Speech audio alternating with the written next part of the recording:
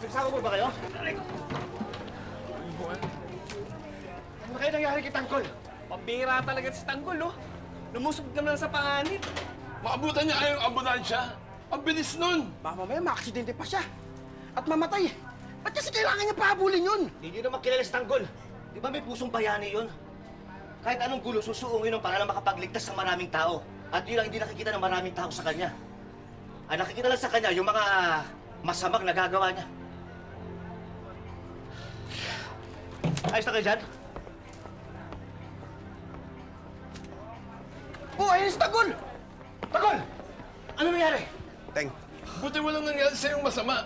Tanggol, anong nangyari sa ambulansya? Naligtas mo ba sila? oo. Nailigtas ko lahat sila. Pati yung baby. Teng, kinakailangan natin umalis dito. Marami na nakakilala sa atin. Halika na. Pumunta tayo sa City Hall. Tara.